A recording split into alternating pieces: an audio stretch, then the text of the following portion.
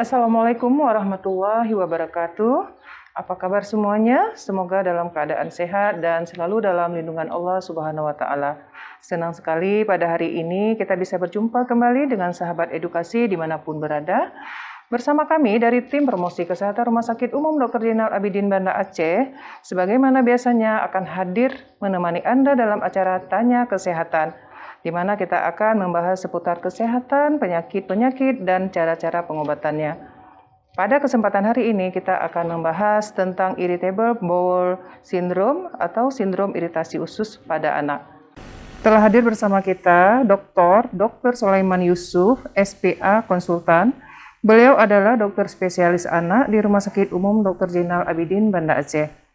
Baik, kita sapa terlebih dahulu narasumber kita. Assalamualaikum dokter. Waalaikumsalam warahmatullahi wabarakatuh.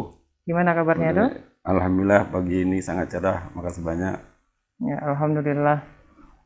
Baik dokter, langsung ke topik kita hari ini, yaitu kita akan bertanya-tanya kepada dokter tentang Irritable Bowel Syndrome atau IBS, atau lebih dikenal dengan sindrom iritasi usus. Kali ini kita membicarakan masalah IBS pada anak nih dok, karena nih kebetulan nih dokter spesialis anak. Baik dokter, mungkin selama ini di masyarakat kita atau pada anak-anak kita sudah sering mengalami nyeri perut, yang mungkin selama ini kita tidak pernah konsul kepada dokter.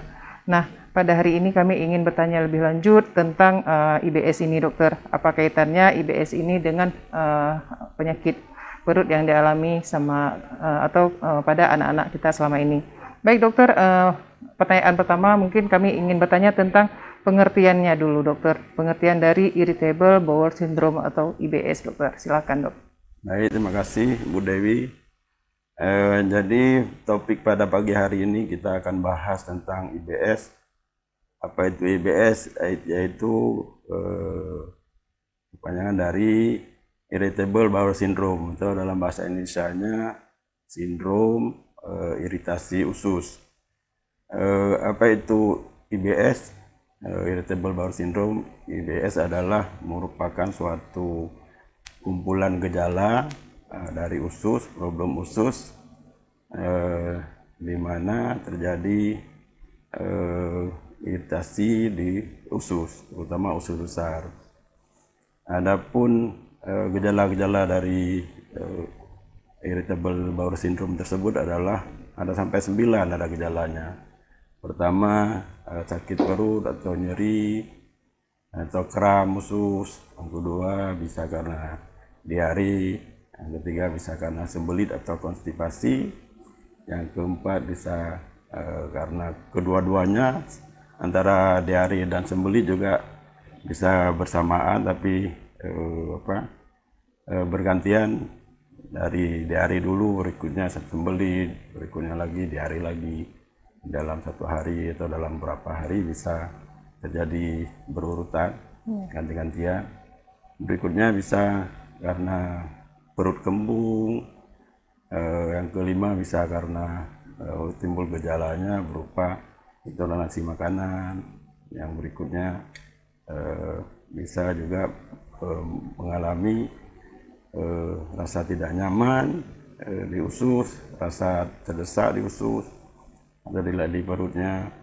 Jadi ada beberapa gejala dari IBS atau Irritable Bowel Syndrome. Karena disebut sindrom, jadi sindrom itu merupakan pengertian kumpulan gejala sindrom. Jadi kalau dibilang IBS, Irritable Bowel Syndrome, berarti kumpulan gejala iritasi dari usus. Tadi gejalanya ada sampai 8 atau sampai 9 gejalanya. Mungkin demikian Bu Dewi. Banyak dokter ya gejala dari IBS ini ya. Jadi faktor penyebab sehingga terjadinya IBS ini apa saja tuh dok? Ya, penyebabnya juga tergantung dari gejala yang ditimbulkan pada IBS tersebut. Misalnya kalau pasien kita, anak-anak kita ini keluhannya rasa kram, rasa sakit perut, enak perut, itu merupakan sebenarnya fisiologi tubuh kita antara usus dengan otak itu ada kaitannya. Jadi pengaturan usus diatur oleh otak. Kalau hubungan kedua organ tersebut berjalan dengan baik, tentu juga akan dipengaruhi oleh pengaruh hormonal dan sinyal-sinyal yang dihasilkan oleh bakteri yang baik yang ada dalam usus. Kalau sinyal-sinyal tersebut yang dihasilkan oleh bakteri-bakteri yang baik dalam usus itu berjalan dengan baik, maka sebenarnya fungsi usus juga tidak akan terjadi kram, tidak ada terjadi sakit. Namun karena sinyal-sinyal yang dihasilkan oleh bakteri baik dalam usus tersebut tidak lancar, maka sering otot-otot yang ada dalam usus, dinding usus jadi kram, sehingga sering rasa nggak nyaman, nggak enak. Atau disebut sering anak-anak kalau yang sudah bisa berkomunikasi dia sebut sakit perut mas, sakit perut dia, dan lain-lain. Tapi kalau anak-anak yang kecil masih bayi nggak bisa berkomunikasi dengan baik, paling dia hanya dengan menangis, teriak-teriak atau malah nggak tenang, gelisah. Nah, itu merupakan gejala yang timbul yang disebabkan oleh karena nyeri perut atau kram usus atau kram perut. Itu gejalanya, itu penyebabnya, Bu Dewi. Ya, baik dokter. Mendengar dari penyebab begitu banyak dari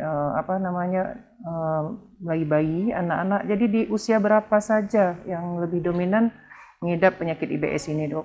Apakah itu bayi atau lebih dominan ke anak-anak atau pada umur dewasa? Ya, baik. Jadi sebenarnya topik atau masalah sakit pada usus atau IBS yaitu kumpulan dari gejala-gejala iritasi di usus. Ini bisa memang paling banyak pada anak lebih besar atau orang dewasa. Tapi pada anak-anak, karena dia belum bisa mengkomunikasikan bahwa ini dia sakit perut, apa lain-lain. Sebenarnya kalau berdasarkan klinis tersebut atau gejala berdasarkan umur, maka dikelompokkan paling banyak IBS itu pada anak besar atau orang dewasa karena bisa mengemukakan permasalahan problem yang dialami dalam ususnya. Sedangkan pada bayi sebenarnya gejala hampir menyerupai, misalnya bayi juga ada gembung perutnya, bayi dia bisa juga ada diare, bayi juga bisa sembelit, sama seperti gejala-gejala pada IBS ini. Cuma karena bayi belum bisa berkomunikasi dengan baik, kita sebagai pakar dokter atau tenaga medis untuk mengklasifikasi hal tersebut berbeda dengan IBS dengan yang diare, yang murni diare pada bayi atau pada anak kecil. Jadi beda dengan IBS. Jadi IBS lebih banyak pada anak lebih besar bisa mengemukakan. Kedua, orang dewasa bisa berkomunikasi langsung dengan tenaga medis atau dengan dokter. Kalau dari segi kasusnya nih dok, kasusnya lebih banyak ke anak-anak atau lebih banyak ke orang dewasanya dok? Ya, Persentasenya lebih banyak pada anak. Kalau kelompok anak yang lebih besar, sudah remaja, sudah bisa mengemukakan, dan orang dewasa lebih jelas lagi kan, dengan keluhan perut nggak enak, nggak nyaman, perut kembung, perut sembelit istilahnya lagi ya, dan diare, itu juga merupakan gejala dari IBS tersebut.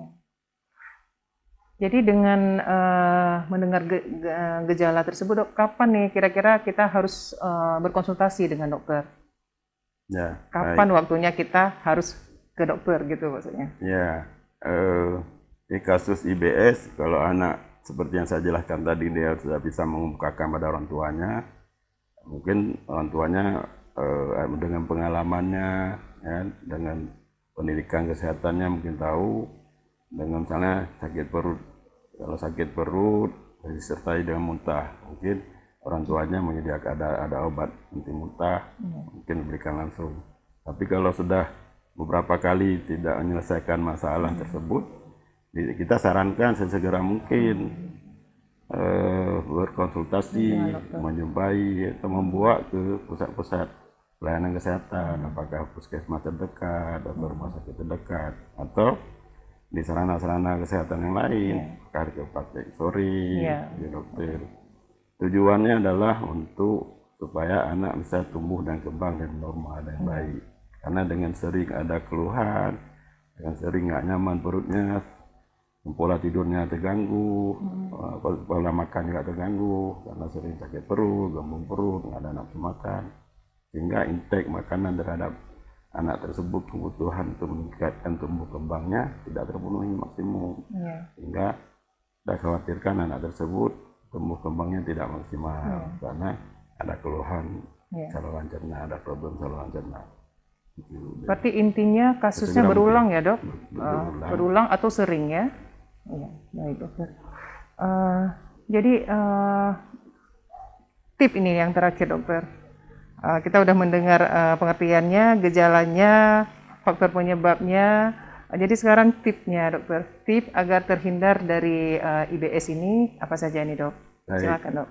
Jadi untuk IBS ini ada upaya untuk mencegah, kan ada tahapan tata laksana tentang kesehatan itu kan dari promosi yang pertama, kedua preventif, yang ketiga kuratif, yang keempat kan rehabilitatif. Tapi kalau promosi, promosi misalnya makanlah makanan yang seimbang, kebutuhan protein, kalori, dan lemak, vitamin, dan mikronutrien itu terpenuhi seimbang. Itu sudah salah satu promosi dan preventif untuk terjadinya kelainan gangguan usus.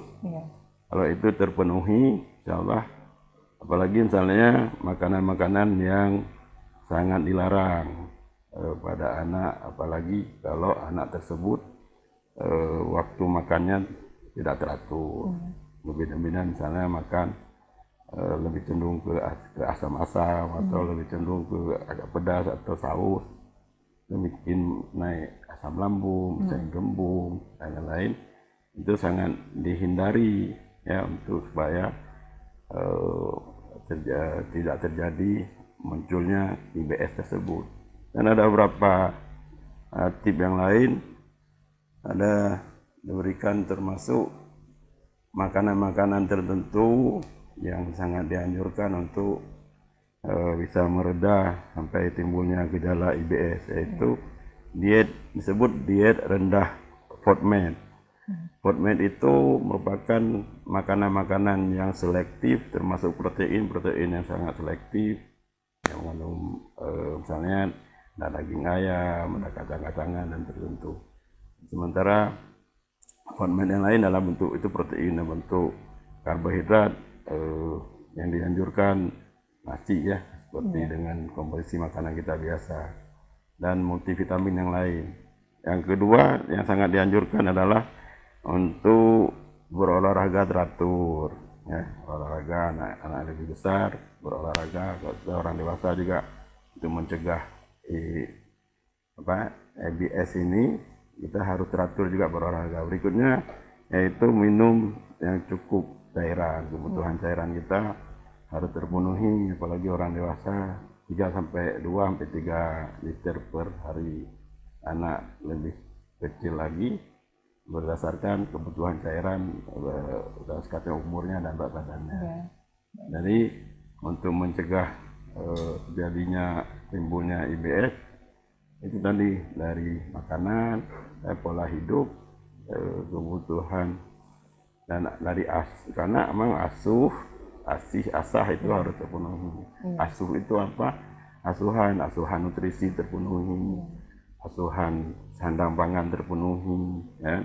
Nah, itu asuh. Sedangkan kasih ya itu kasih sayang. Kasih sayang juga. Kalau anak juga kurang kasih sayang, kurang perhatian dari orang tuanya atau pengasuhnya, dia akan, walaupun kita beri makanan malah melebihi, tidak juga tumbuh kembang dan normal yang baik. Psikologisnya terganggu ya dok, depresi. Ya, akhirnya bisa gangguan pola tidur, anak juga nggak sehat, nggak memproduksi hormon pertumbuhan, hormon yang maksimal untuk pertumbuhannya. Yang terakhir asah, perlu juga asah itu kan tempat berlatih, tempat dia, kalau kita ke sekolah carilah sekolah yang sangat baik. Kalau TK paling baik, supaya anak yang dia lahir dari potensial yang ada yang baik dari orang tuanya, yang baik, anak yang baik. Kalau asahnya kurang baik, nggak tajam juga, nggak cerdas juga. Makanya sangat sangat perlu dioptimalkan Ketiga asuh, elemen itu ya, dokter ya. asih, dan asah. Asa. Ya. Ketiga-tiganya harus Komplit. optimal. Ya. Baik dok. Jadi kalau misalnya sudah terjadi nih IBS-nya sudah terjadi pada seorang anak, jadi tata laksana atau penanganannya itu secara medisnya gimana nih dok? Baik. Jadi kita pilah-pilah lagi. Tadi kan gejala dari IBS itu bisa sampai 7, 8, malah sampai ke 9. Berdasarkan gejala tersebut kita bisa deteksi, oh ini bisa sebut misalnya dia diare, berarti cari etiologi diarinya. Kalau memang diare karena mikroorganisme, karena infeksi, tata laksana tentang infeksinya. Kalau dia karena non infeksi, bisa karena diare karena misalnya keracunan makanan atau alergi makanan. Kita cari etiologinya, obati. Ini berdasarkan gejala yang muncul karena simptom ya. Gejala muncul dari kelainan usus tersebut, kita beri terapi. Kalau dia sakit perut berulang-ulang nggak sembuh-sembuh, berarti kita cari penyebabnya. Apa karena stres atau karena faktor makanan bikin naik asam lambung ya. Stres itu menaikkan asam lambung. Anak-anak misalnya pesantren, stres ya kan, ada PR, suruh tampil, anak stres. Kedua, sering juga anak-anak pesantren misalnya kurang teratur makanan, atau dia suka konsumsi makanan yang tidak disediakan di pesantren, dia beli sendiri pop mie, sari mie, yang makanan yang siap saji. Itu sebenarnya sudah kurang baik untuk lambungnya, sehingga sering anak-anak tersebut naik asam lambung. Nah, kalau dia problem sakit perut, sakit lambungnya, kita sarankan kita terapi, berikan obat-obat. Nanti makanan yang merangsang asam lambung kita turunkan, kurangi. Dan obat kalau sudah naik asam lambung, kita berikan obat-obat yang menurunkan asam lambung. Ya, dengan gimana kita tahu responnya? Begitu kita berikan 2 kali minum sudah ada mulai mereda dari sakitnya. Waktu kita periksa nyeri tekan di ulu hati sudah berkurang, itu cenderung berarti ada respon, tinggal teruskan evaluasi berikutnya. Tapi kalau sakit perut berulang yang tipe yang lebih berat, sudah 2 bulan kita terapi dengan obat-obat menurun asam lambung normal, enggak juga selesai, enggak sembuh sempurna. Itu biasa karena mikrobakterium itu Helicobacter pylori yang sering susah diobati dengan obat-obat biasa. Itu biasa perlu lakukan endoskopi kalau lebih lanjut. Kalau 2 bulan nggak respon, perlu kita endoskopi pada anak lebih besar, orang dewasa. Dipastikan kalau ditemukan ada Helicobacter pylori, jadi kita tingkatkan obatnya, obat menurunkan asam lambung yaitu PPI, dan tambah 2 antibiotik. Tujuannya untuk membunuh Helicobacter pylori tersebut yang memang sangat membandel yang ada di dalam lambung kita. Dan cara kita evaluasi lagi, kita berikan sampai 4 minggu sampai 2 bulan. Di 2 bulan pertama nggak tuntas, sama 2 bulan berikutnya dengan namanya eradikasi Helicobacter pylori biasa sembuh sempurna. Dievaluasi, perlu endoskopi evaluasi namanya, endoskopi ulang. Dan sembuh dengan parameter pasiennya tidak mengeluh lagi, semuanya sudah nyaman, enak, sekolahnya udah enak, tidur malamnya udah enak, terganggu aktivitas sehari-hari tidak terganggu lagi. Baik, demikian bincang-bincang kita tentang IBS pada hari ini. Mudah-mudahan bermanfaat dan anak-anak kita bisa terhindar dari penyakit IBS tersebut. Baik, terima kasih dokter atas waktunya telah memenuhi undangan kami. Dan terima kasih juga kami ucapkan kepada seluruh sahabat edukasi dimanapun berada yang telah berpartisipasi atau mengikuti program Tanya Kesehatan pada hari ini. Kami dari tim promosi kesehatan Rumah Sakit Umum Dr. Zainal Abidin dan Dr. Sulaiman pamit undur.